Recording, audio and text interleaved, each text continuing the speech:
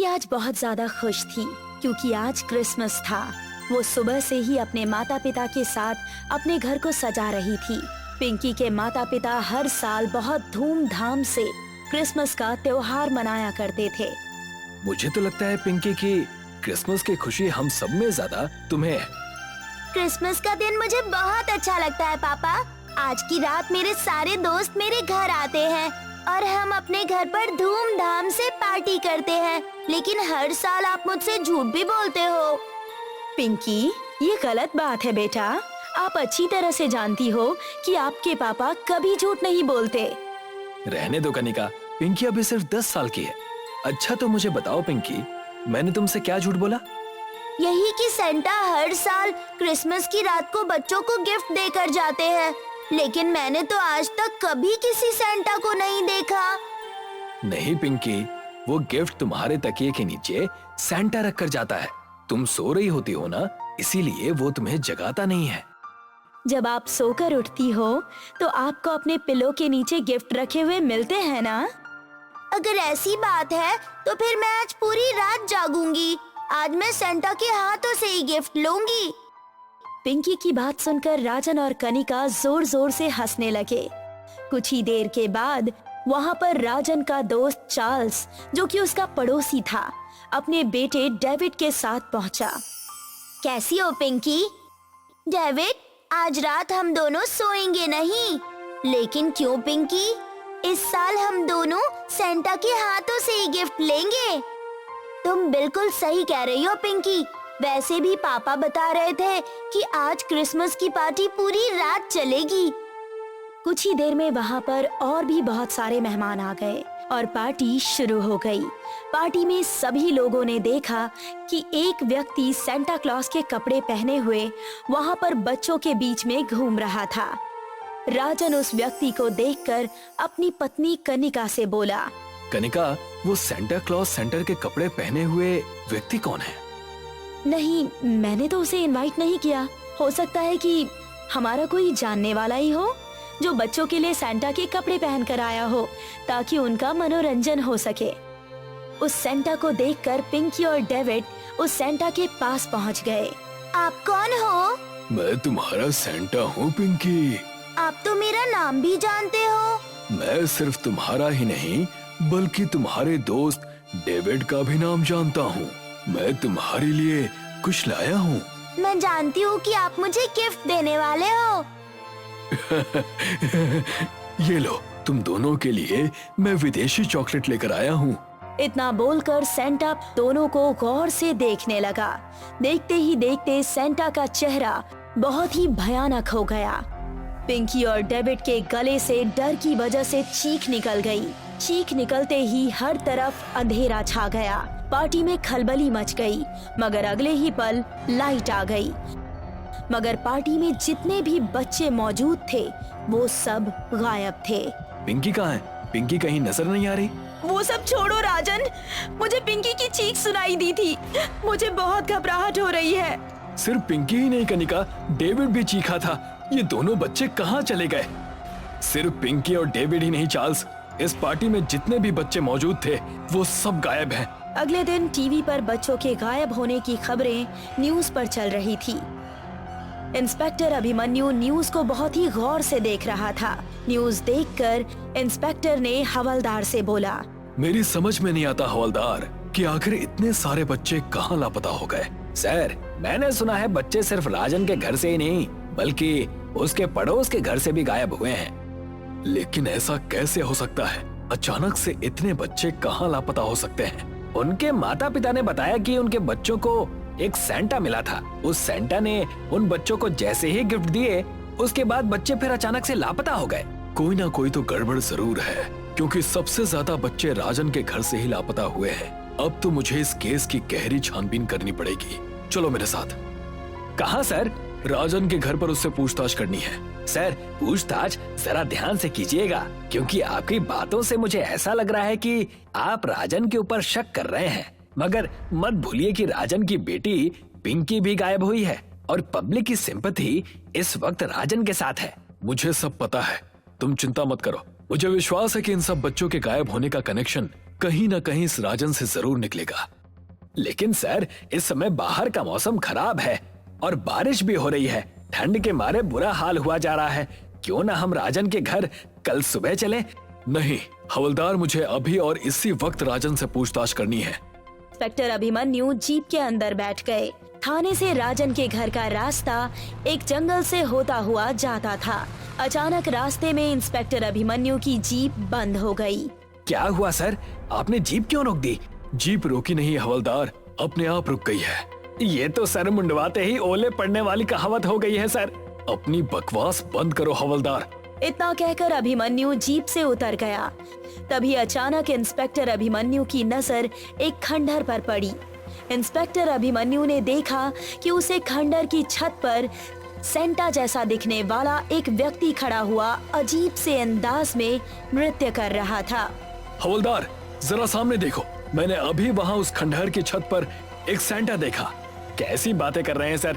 अब आपको इस समय हर जगह सेंटा ही नजर आ रहा है। मेरी बात का विश्वास करो हवलदार। इंस्पेक्टर अभिमन्यु ने इतना कहा ही था कि तभी कुछ बच्चों की चीखें इंस्पेक्टर अभिमन्यु और हवलदार के कानों से टकराई। लगता है हमें खंडहर के अंदर जाना होगा और लगता है कि हमारी कार भी सही जगह खराब हुई है। हो ना हो बच्चे इसी खंडहर के अंदर हैं। चलो जल्दी। इतना बोलकर इंस्पेक्टर अभिमन्यु हवलदार के साथ उस खंडहर की ओर दौड़ने लगा। तभी अचानक इंस्पेक्टर अभिमन्यु के दौड़ते हुए कदम रुक गए। इंस्पेक्टर अभिमन्यु के सामने दिल दहला देने वाला दृश्य था।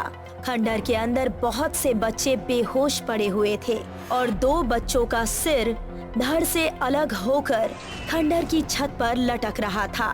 मुझे तो अपनी आंखों पर विश्वास ही नहीं हो रहा है सर कि मैं जो कुछ भी देख रहा हूँ वो सच है। इन सबके घर वालों को तुरंत इन्फॉर्म करो। उनसे कहो कि उनके बच्चे मिल गए हैं और पता करो कि ये जो 2 बच्चों की गर्दन लटक रही है उनके माता पिता कौन हैं। कुछ ही देर में उन सब बच्चों के माता पिता उस खंडहर के पास पहुंच गए। राजन और चार्ल्स बुरी तरह से रोने लगे। आखिर मेरी पिंकी ने किसी का क्या बिगाड़ा था? मेरी पिंकी को क्यों मार दिया? और मेरा बेटा डेविड, मेरा इकलौता बेटा था, किसी निर्दयी ने मेरे बेटे को कितनी बुरी तरह से मार दिया। इतना कहकर वो इंस्पेक्टर अभिमन्यु की ओर देखकर बोला, यहाँ पर खड़े खड़े क्या देख रहे हो? जाओ जाकर कातिल का पता लगाओ। वो जो कोई भी हो, मैं उसे जिंदा नहीं छोड़ूंगा। मैं स्वयं पता लगाऊंगा कि मेरी पिंकी का कातिल कौन है। कौन है वो सेंटा जिसने मेरी बेटी को इतनी बेरहमी से मार दिया? देखिए, मुझे ये बात कहते हुए सही तो नहीं लग रही, लेकिन आपके बच्चों की मौत कोई साधारण मौत नहीं है। मैं कुछ समझा नहीं। जब मेरी कार यहाँ पर खराब हुई तब मैंने इस खंडहर की छत पर एक सेंटा को अजीब से अंदाज में नृत्य करते हुए देखा था। मैंने खंडहर का एक एक कोना छान मारा, मगर मुझे सेंटा का कोई नामो निशान नहीं मिला। कुछ तो गड़बड़ जरूर है। पिंकी और डेविड का अंतिम संस्कार कर दिया गया। अगली रात इंस्पेक्टर अभिमन्यु थाने में बहुत ही गहरी सोच में डूबे हुए थे। क्या बात है सर, काफी देर से देख रहा हूँ आप किसी गहरी सोच में गुम हैं। एक बात मुझे समझ में नहीं आ रही हवलदार। वो जो कोई भी था, पर मैं दावे से कह सकता हूँ कि वो इंसान नहीं था। आप किसकी बात कर रहे हैं सर? उस सेंटा की जिसे मैंने खंडहर की छत पर कड़कड़ाती हुई सर्दी में अजीब से अंदाज में नृत्य करते हुए देखा था, और फिर वो अचानक गायब कैसे हो गया? माफ कीजिएगा सर, लेकिन ये बात आप किसी दूसरे के सामने मत करिएगा, वरना लोग आपको पागल समझेंगे। मैं तुम्हारी बात को समझता हूँ और जानता भी हूँ, लेकिन एक दूसरी बात और है जो मुझे अंदर ही अंदर खाए जा रही है कि राजन और चार्ल्स के बच्चों के ही कटे हुए सर उस खंडहर में क्यों मिले, क्योंकि बाकी सब बच्चे तो वहाँ पर बेहोश पड़े हुए मिले थे। उन सबको कोई खरोच तक नहीं आई थी। ये तो देखकर मैं भी चौंक गया था। इसका मतलब ये है कि वो जो कोई भी हो, चार्ल्स और राजन से उसकी दुश्मनी है। अब ये तो हमें चार्ल्स और राजन ही बता सकते हैं। चलो मेरे साथ। चार्ल्स राजन के घर पर राजन और कनिका के साथ उदास बैठा हुआ था। उन तीनों की आंखों में आंसू थे कि तभी अचानक कोई जोर जोर से दरवाजा खटखटाने लगा। जाओ जाकर देखो, इतनी रात को कौन हो सकता है? कनिका ने जैसे ही दरवाजा खोला तो उसके गले से एक जोरदार चीख निकल गई। चीख सुनकर राजन और चार्ल्स दरवाजे पर दौड़ते हुए आए। उनके सामने वही सेंटा खड़ा हुआ अजीब अजीब सी हरकतें कर रहा था। तुम तो वही सेंटा हो जो क्रिसमस की रात वाली उस पार्टी में मौजूद था। मैंने देखा था मेरी बेटी पिंकी तुमसे बात कर रही थी। हाँ, और मैंने भी देखा था कि मेरा बेटा डेविड भी तुमसे बात कर रहा था। कौन हो तुम? तभी अचानक सेंटा की आंखें किसी बिल्ली की तरह चमकने लगी। राजन, चार्ल्स और कनिका हवा में उड़ते हुए दीवार से टकरा गए। इंस्पेक्टर अभिमन्यु हवलदार के साथ पहुंच गए और पिस्तौल निकालते हुए सेंटा की ओर देखकर बोले, अपने आप को कानून के हवाले कर दो। तुम जो कोई भी हो बच नहीं सकते। सर, आप कमरे का दृश्य नहीं देख रहे? आपका अंदाजा सही था, ये कोई इंसान नहीं है। अपनी बकवास बंद करो। इंस्पेक्टर ने इतना कहा ही था कि तभी इंस्पेक्टर और हवलदार भी हवा में उड़ते हुए दीवार से टकराते हुए गिर गए। तभी उस सेंटा का चेहरा देखते ही देखते एक बूढ़े व्यक्ति में परिवर्तित हो गया। उस बूढ़े व्यक्ति को देखकर चार्ल्स और राजन की आंखें हैरत से फटी की फटी रह गईं। तुम, ये कैसे हो सकता है? तुम्हें तो मरे काफी समय हो चुका है। राजन सही कह रहा है। तुम वो नहीं हो सकते। तुम तो खंडहर से गिरकर मर चुके थे ना? तभी उस बूढ़े व्यक्ति का चेहरा देखते ही देखते बहुत भयानक हो गया और उसकी आंखों से खून बहने लगा और वो किसी शैतानी बूढ़े की तरह दिखने लगा। तुम दोनों ने बिल्कुल सही कहा, लेकिन तुमने पूरा सच नहीं कहा। इंस्पेक्टर अभिमन्यु और हवलदार बेहोश हो गए, मगर बेहोशी की हालत में भी उन दोनों को एक ही दृश्य दिखाई दे रहा था और वो दृश्य था आज से 20 वर्ष पहले का, जब राजन और चार्ल्स 20 वर्षीय युवक थे।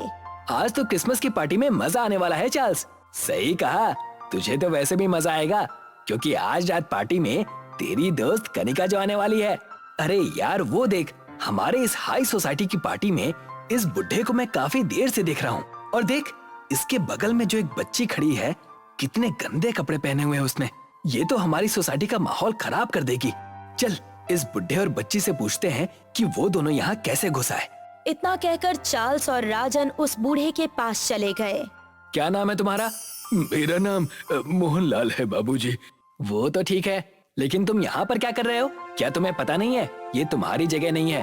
थोड़ी ही देर में इस बड़े से हॉल में पार्टी शुरू होने वाली है। ये मेरी पोती है चमकी।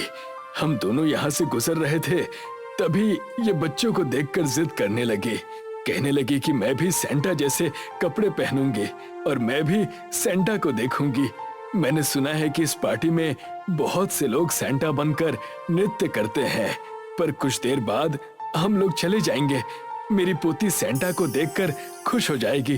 तो तुम्हारी पोती को सेंटा देखने का शौक है? हाँ, मैं एक ऐसी जगह भी जानता हूँ जहाँ पर इससे भी बड़ी पार्टी होती है और वहाँ पर तरह तरह के व्यंजन भी मिलते हैं, वो भी फ्री में।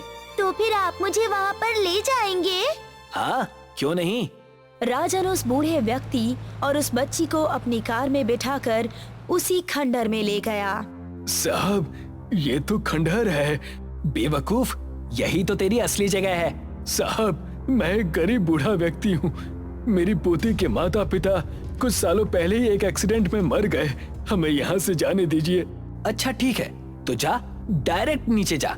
राजन ने उस बूढ़े व्यक्ति को धक्का दे दिया और उसने एक चीख के साथ जमीन पर गिरकर वहीं दम तोड़ दिया। अबे, ये क्या किया तूने? मैंने तो इसे ऐसे ही धक्का दिया था, मुझे क्या पता था कि वो नीचे गिर जाएगा। तभी चमकी चीखती हुई अपने दादा के पास नीचे की ओर भागी।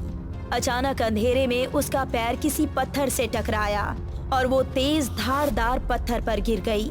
चल, यहाँ से भागते हैं। अच्छा हुआ कि ये बच्ची भी मर गई, वरना हम दोनों का राज खोल देती। तभी इंस्पेक्टर और हवलदार की आंख खुल गई। उन दोनों ने देखा फर्श पर राजन, चार्ल्स और कनिका की कटी हुई गर्दन पड़ी हुई थी और वहाँ कोई सेंटा नहीं था।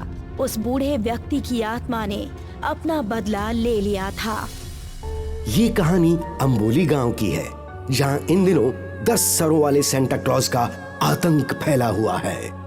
ये 10 सर वाला सेंटा क्लॉज हर रात कब्रिस्तान से निकलकर अपनी काले भेड़ियों वाली गाड़ी में डरावने अंदाज में जिंगल बेल गाता हुआ गांव के अलग अलग मोहल्लों में जाता है और हर दिन अलग अलग मानव अंगों की मांग करता है।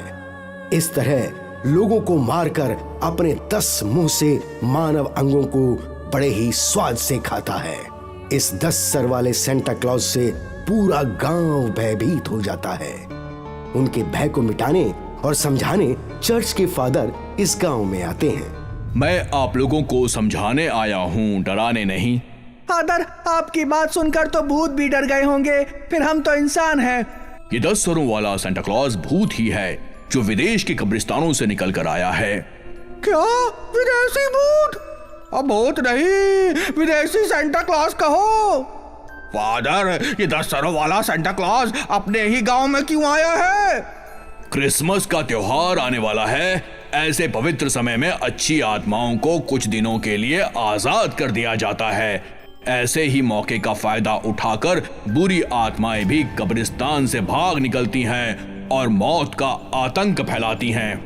फादर, सेंटा क्लॉज तो लोगों को गिफ्ट देते हैं और खुशियां बांटते हैं, लेकिन ये सेंटा क्लॉज तो सुख के बदले दुख बांट रहा है और गिफ्ट में भी हमें मौत दे रहा है। अभी इस 10 सर के सेंटा क्लॉज से हम अपनी एक जान कैसे बचाएं? इसका एक ही रास्ता है, आप सब सतर्क और सुरक्षित रहें। बस इतना याद रखना है, सावधानी हटी, दुर्घटना घटी। फादर गांव वालों को समझाकर चले जाते हैं। सब लोग 10 सर वाले सेंटा क्लॉज के भय से भयभीत हो जाते हैं। सेंटा क्लॉज का भय मिटाने और गांव वालों में विश्वास जगाने पुलिस उनके पास आती है। 10 सर वाले सेंटा क्लॉज की कहानी हम भी सुन चुके हैं। चर्च के फादर ने पुलिस को भी सावधान कर दिया है। फादर अपनी दिव्य शक्तियों से इस 10 सर वाले सेंटा क्लॉज को पकड़ने की कोशिश कर रहे हैं। निश्चिंत रहें, आप लोग उस सेंटा क्लॉज से सुरक्षित हैं। इंस्पेक्टर साहब, जैसे बातों से पेट नहीं भरता, वैसे ही बातों से डर भी नहीं मिटता। हाँ इंस्पेक्टर साहब, आपसे पहले फादर हमें समझा कर गए थे, लेकिन हमारे मन का डर खत्म नहीं हुआ। हम तो बस अपने परिवार की सुरक्षा चाहते हैं। कैसे भी करके हमें इस जानलेवा सेंटा क्लॉज से छुटकारा दिलाइए। जब तक वो 10 सर वाला सेंटा क्लॉज मारा नहीं जाता, आप सबकी सुरक्षा की जिम्मेदारी पुलिस की है। आज से हमारी ड्यूटी आपके मोहल्ले में है। हम लोग रात भर आपके मोहल्ले में पहरा देंगे। हमारी सुरक्षा के लिए आपका धन्यवाद, लेकिन आप लोग भी अपना ध्यान रखिएगा। सेंटा क्लॉज एक सर का हो या 10 सर का, उसकी इतनी हिम्मत नहीं कि वो पुलिस वालों पर हमला करे। इंस्पेक्टर अपने सहयोगी पुलिस वालों के साथ अति आत्मविश्वास यानी ओवर कॉन्फिडेंस में आकर गांव वालों की सुरक्षा करता है। उधर 10 सरों वाला सेंटा क्लॉज काली भेड़िए की गाड़ी में सवार जिंगल बेल गाता हुआ पुलिस स्टेशन पर धावा बोल देता है और पुलिस वालों को पकड़कर उनके शरीर के अंग खाने लगता है। पुलिस स्टेशन में भगदड़ मच जाती है। सेंटा क्लॉज अपनी शक्ति से पुलिस वालों को जादुई पिंजरे में कैद कर लेता है और एक एक को निकालकर उन्हें कच्चा चबाने लगता है। भागो भागो भागो, अपनी जान बचाओ, कहीं भी छुप जाओ। आज मैं तुम सबका कलेजा खाऊंगा, खून से भरा कच्चा कलेजा। भूत, मुझे छोड़ दो। मैं भूत नहीं, सेंटा क्लॉज हूँ। रावण के जैसे मेरे भी 10 सर हैं और मैं अपने 10 मुंह से 10 लोगों को एक साथ खा सकता हूँ। देखो, ऐसे है। 10 सरों वाला सेंटा क्लॉज अपने सभी मुंह से पुलिस वालों को मारकर उनके कलेजे खाने लगता है। कुछ पुलिस वाले अपनी जान बचाकर भागने में सफल हो जाते हैं। तभी पुलिस का सायरन बजता है। सेंटा क्लॉज पुलिस वालों को खाते हुए वहां से गायब हो जाता है। फादर चर्च में प्रार्थना करते हैं और जीसस से मदद मांगते हैं। तभी गांव वाले वहां आकर फादर से मिलते हैं। सेंटा क्लॉज ने पुलिस स्टेशन पर हमला किया है, जिसमें 5 पुलिस वालों की मौत हो गई है। मौत नहीं फादर, हत्या हुई है, हत्या। उस सेंटा क्लॉज ने पुलिस वालों को गाजर मूली की तरह खाया है। सभी के जिंदा शरीर से कलेजा निकाल लिया है। ये घटना बताते हुए भी हमारा कलेजा मुंह को आ रहा है। मैं सुबह से ही पुलिस स्टेशन होकर आया हूँ। मैंने सब कुछ अपनी आंखों से देख लिया है। फादर जल्दी कुछ कीजिए, वरना हम सबको वो कच्चा ही खा जाएगा। जैसे लोहे को लोहा काटता है, वैसे ही भूत को भूत मार सकता है। आप कब्रिस्तान के भूतों से प्रार्थना कीजिए कि वो हमारी सहायता करें। डोंट वरी, मैंने जीसस से प्रार्थना की है, वो जल्द ही उस 10 सर वाले सेंटा क्लॉज का अंत कर देंगे। गांव वाले फादर की बात से संतुष्ट होकर अपने घर वापस लौट आते हैं और रात होने से पहले ही रात की प्रतीक्षा करने लगते हैं। 10 सरों वाला सेंटा क्लॉज काले भेड़िए वाली गाड़ी पर सवार जिंगल बेल गाता हुआ अपने शिकार की तलाश में फिर से गांव में आता है और चौपाल में बैठ जाता है। गांव वालों, मैं 10 सर वाला सेंटा क्लॉज चौपाल में बैठा हूँ। आज मुझे सिर्फ 5 आदमी चाहिए। मैं उन लोगों के मुर्दे खाकर और खून पीकर अपनी भूख मिटाना चाहता हूँ। अपनी मर्जी से मेरे पास आ जाओ, नहीं तो मैं पूरे गांव को उजाड़ दूंगा। 10 सरों वाला सेंटा क्लॉज बहुत देर तक अपने शिकार की तलाश करता है। जब उसे खाने के लिए कोई आदमी नहीं मिलता, तब वो बस्ती पर हमला कर देता है और गांव वालों को घरों से निकाल निकाल कर खाने लगता है।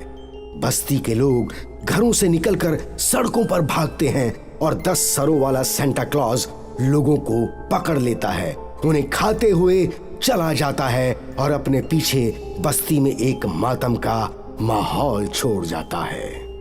फादर और इंस्पेक्टर गांव वालों के साथ मिलकर सेंटा क्लॉज को पकड़ने की योजना बनाते हैं। फादर, सेंटा क्लॉज ने पूरे गांव को कब्रिस्तान बना दिया है। पुलिस स्टेशन से लेकर चौपाल तक लाशें बिखरी हैं। ऐसा दृश्य हम और नहीं देख सकते। हाँ फादर, अब हम ये गांव छोड़कर जाना चाहते हैं। मैंने इंस्पेक्टर साहब के साथ उस सेंटा क्लॉज को पकड़ने की पूरी योजना बना ली है।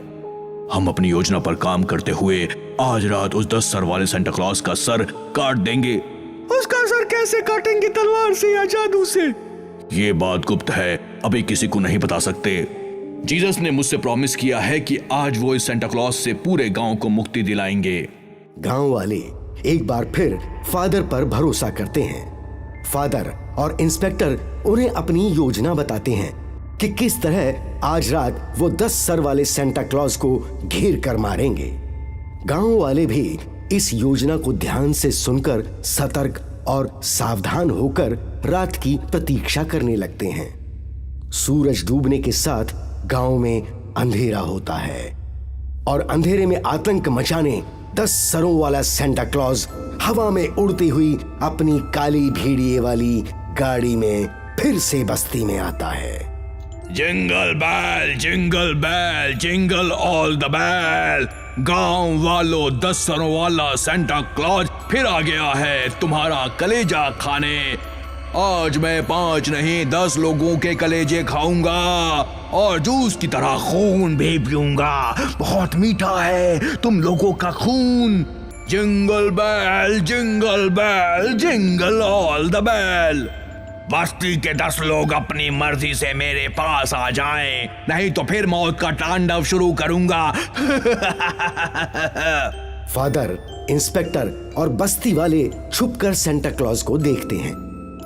फादर का इशारा पाकर सब लोग अपने अपने हाथों में लिया क्रॉस बाहर निकालते हैं। ये अभिमंत्रित क्रॉस फादर ने बस्ती वालों को दिया है। इससे एक दिव्य किरण निकलती है।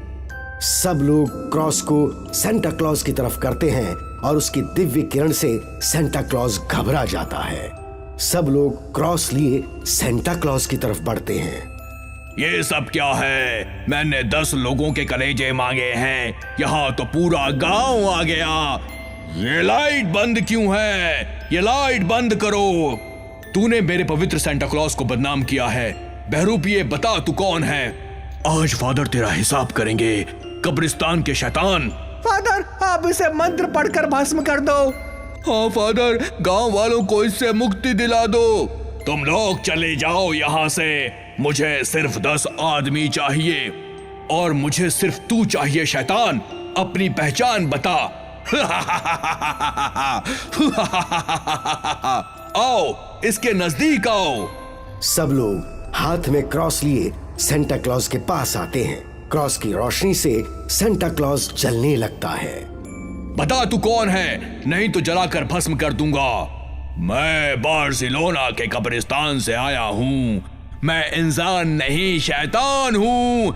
ऐसे ही रूप बदल कर अपनी शैतानी शक्तियों से आतंक मचाता हूँ, लेकिन अब तुम कुछ नहीं कर पाओगे। मुझे कौन रोकेगा? तुम्हें जीसस की शक्तियां रोकेंगी। ये क्रॉस तुम लोगों को जलाकर भस्म कर देगा। फादर देर मत कीजिए, इसे जल्दी मारिए। फादर मंत्र पढ़कर अपने क्रॉस पर फूंकते हैं। उनके क्रॉस की रोशनी तेज होती है।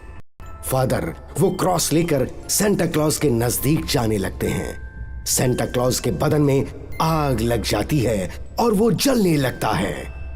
गांव के लोग जलते हुए सेंटा क्लॉज को देखते हैं। शैतान, आज तेरी कहानी यही खत्म होगी। नहीं, मुझे मत मारो, मुझे मत मारो, मैं यहां से चला जाऊंगा। मुझे मत मारो मुझे। फादर फिर मंत्र पढ़कर अपने क्रॉस पर फूंकते हैं। उससे आग निकलने लगती है और उस आग से सेंटा क्लॉज जलकर राख हो जाता है और उसकी राख से एक नया एक सर वाला सेंटा क्लॉज अपनी सफेद रेनडियर वाली गाड़ी के साथ निकलता है और उस पर बर्फ की बारिश होती है। तुम कौन हो? मैं सेंटा क्लॉज का दूत हूँ। इस शैतान ने मुझे अपने वश में कर लिया था, जादुई शक्ति से अपने शरीर में छुपा लिया था। फादर, आपने मुझे शैतान से आजाद कर दिया, इसके लिए मैं आपको दिल से शुक्रिया कहता हूँ। सेंटा क्लॉज के दूत, अब तुम यहाँ से कहाँ जाओगे? फादर, मैं बार्सिलोना चर्च का एक सेवक हूँ, मुझे वहीं जाना होगा। गांव वालों, ये 10 सर वाला सेंटा क्लॉज एक शैतान था। इसने आप लोगों को जो नुकसान किया है उसके लिए मैं क्षमा मांगता हूँ। जाने से पहले हम आप लोगों को गिफ्ट देना चाहते हैं। सेंटा क्लॉज अपनी दिव्य शक्ति से एक गिफ्ट बैग प्रकट करते हैं और गिफ्ट निकालकर गांव वालों की तरफ फेंकते हैं। गांव वाले खुश होकर गिफ्ट लेते हैं। सेंटा क्लॉज अपनी पोयम गाते हुए आसमान की तरफ जाते हैं। अंबोली गांव के लोग खुश होकर सेंटा क्लॉज को विदा करते हैं।